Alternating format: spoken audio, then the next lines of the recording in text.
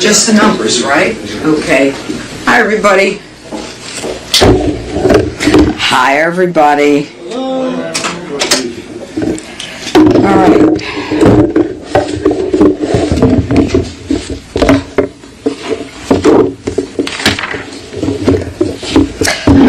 So, I'm here to speak about the decision that has been rendered in the case involving the Board of Governors of the Federal Reserve System.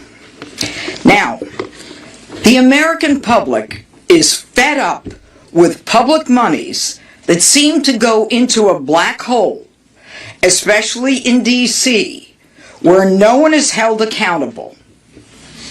One of the age-old tools that all prosecutors have to investigate any crime, including cost overruns, is a grand jury subpoena. Today, however, in Washington, an activist judge has taken that tool away from us by inserting himself and preventing the grand jury from even obtaining, let alone hearing evidence. He has neutered the grand jury's ability to investigate crime. As a result, Jerome Powell today is now bathed in immunity, preventing my office from investigating the Federal Reserve. This is wrong, and it is without legal authority.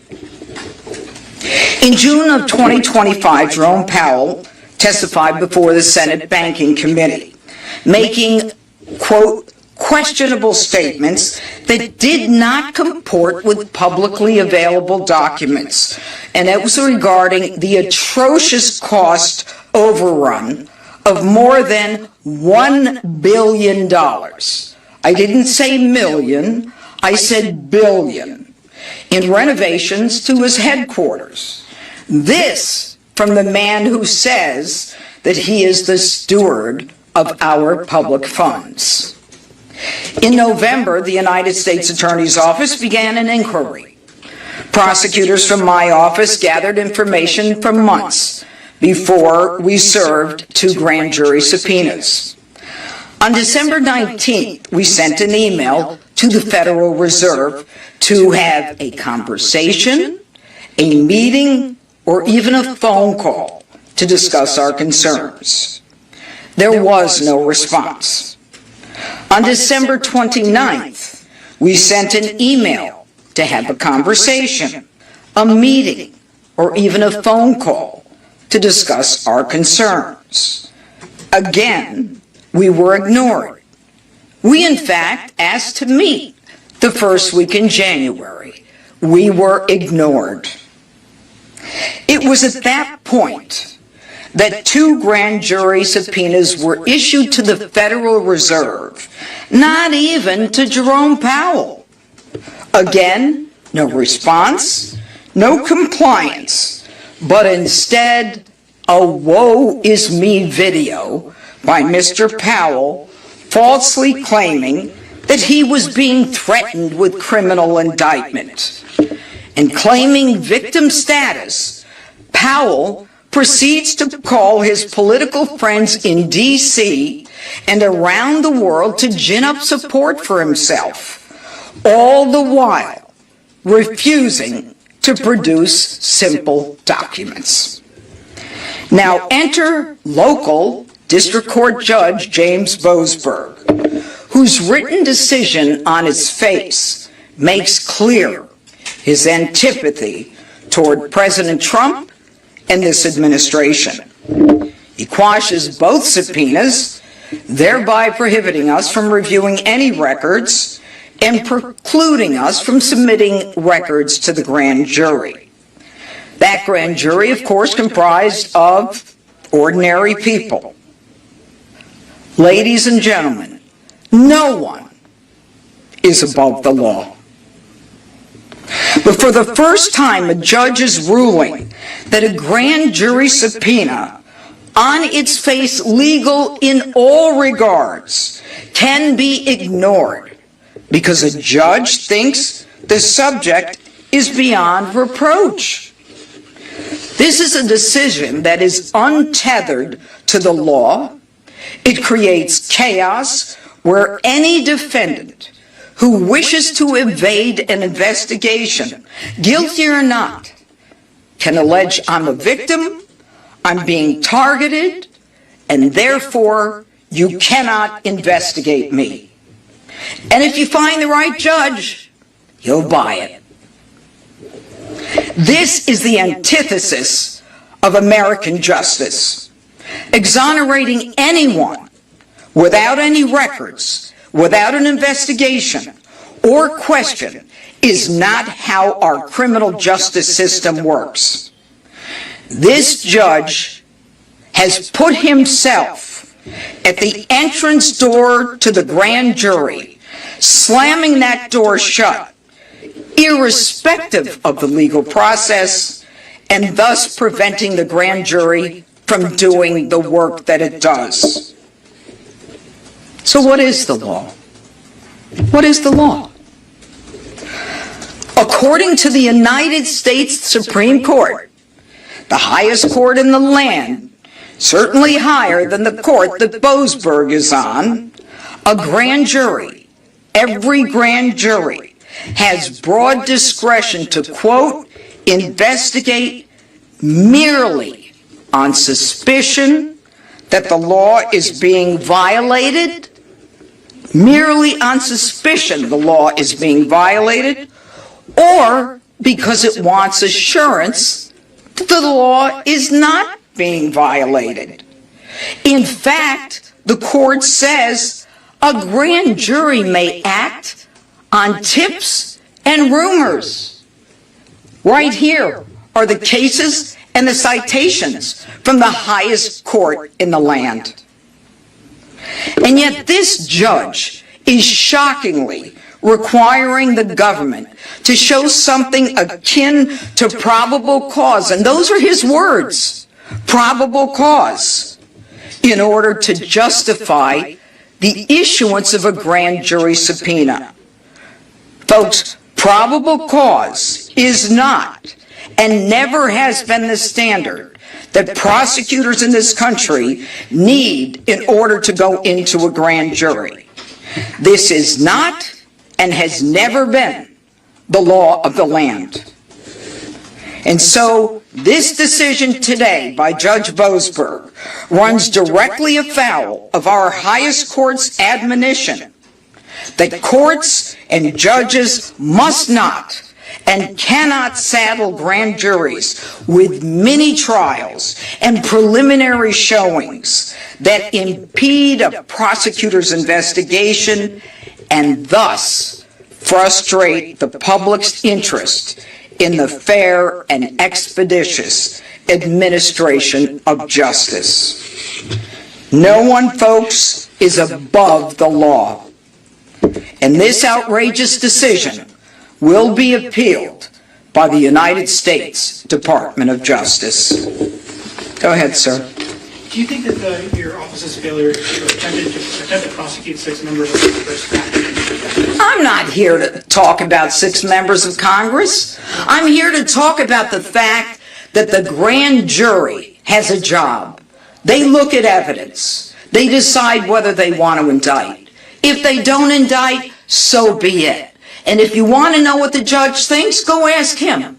Next question. Can I get your reaction to statements from Senator Tom Tillis? You know has been blocking and vowed to continue blocking. You know, honestly, I don't know and I don't care, and I'll tell you why. I am in a legal lane. All of the rest is white noise. I don't care what they say. I have a job. I have the ability to go into a grand jury. There are questions that the American public and people in D.C. are entitled to know where $1 billion has gone. And that's my focus. But he is asking for an assurance that the investigation into Powell has ended it. Are you willing to concede? Did you hear what I just said? I just said that this decision will be appealed by the United States Department of Justice. That's the answer to your question. We're looking at 1001, and we're also looking at a statute having to do with fraud, but it's up to the grand jury to make that decision. We're $1 billion over in cost overruns. Are you kidding? $1 billion? We're not talking about huge buildings here. Go ahead. Kevin Warsh is Trump's pick, though, President Trump. I don't even know who he is. So isn't this just essentially holding up President Trump's pick or any forthcoming picks since Senator Till has said he will not vote? Okay. I don't know how to explain this, but I'm going to try. I've been a prosecutor, a judge, a DA, and now a United States attorney for well over 3 decades. Politics is not the lane I'm in right now. And I have a charge and an oath to the Constitution. And my job is to present evidence, and I can do so when I can merely on the suspicion that the law is being violated, or even just because I want assurance that it's not. I'm not in those lanes. And I will not allow myself or my staff to be in those lanes. And that's why we brought crime down in this jurisdiction. We are focused on the law. We're focused on the people of the district. We are not focused on politics. Go ahead. Judge Mosberg, in his opinion, said that you, quote, promptly complied, unquote, with President Trump's apparent direction to prosecute Powell. Can you just state for the public record, how did you have the idea or, the impetus to start this inquiry? First of all, he's totally wrong in his assessment of the dates, and that's why we're doing a motion to reconsider, because he got his dates wrong. And as far as I'm concerned, this was something that was of public interest. It was something that the Senate Banking Committee wanted information on, and it is something within my jurisdiction and my charge. But I want to tell you a story. When I was a young prosecutor, I was one of the first people to investigate child abuse as a crime. Everyone thought it was a social problem and not a criminal justice problem. The kids are better off with their parents. There was an organization, and that organization didn't have a very good reputation. And it was one of the societies that was out there trying to prevent cruelty to children. And I set up a relationship where they would bring me cases. And people were outraged that I would deal with this organization. And my answer to them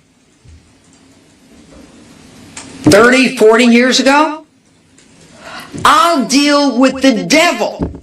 I'll take a case from the devil if you can give me information that will lead me to possibly find a crime. It doesn't matter where a case comes from. It doesn't matter. I can have a suspicion. I can read the newspaper. I can just want to make sure he didn't commit a crime. So don't make the judge is wrong on his dates. He is wrong. That's why we're not only appealing, we're making a motion to reconsider. Okay, I want to say one more thing, and I think it's important that you guys hear this from me.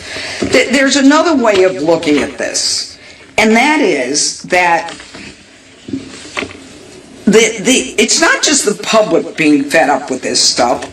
It's the fact that what we've got are grand jurors who are supposed to hear this, and they haven't been able to hear any of this because someone has decided that they're not entitled to hear this. Can you take this?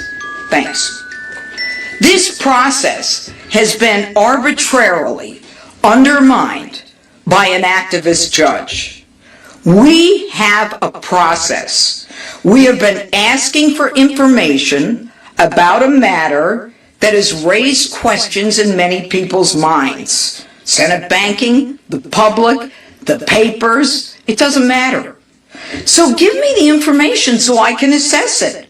Give me the information so the grand jury, comprised of regular Americans, can say, there's nothing here. And I'll accept it the way I accept other cases. Okay? Whatever it is, we'll abide by it. What we don't accept is a judge standing in front of the door of a grand jury blocking our access, a role that has never been envisioned.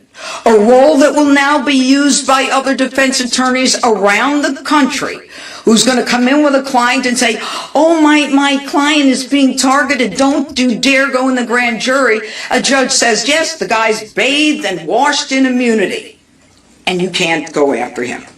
The process should have been allowed to run its course, and it wasn't. And shame on them.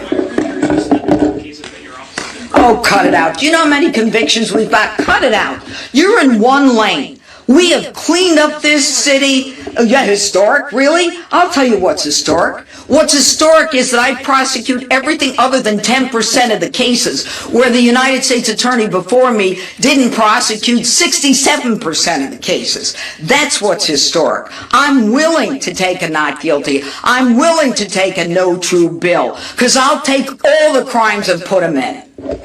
Thank you. Thank you. That's all the time we have.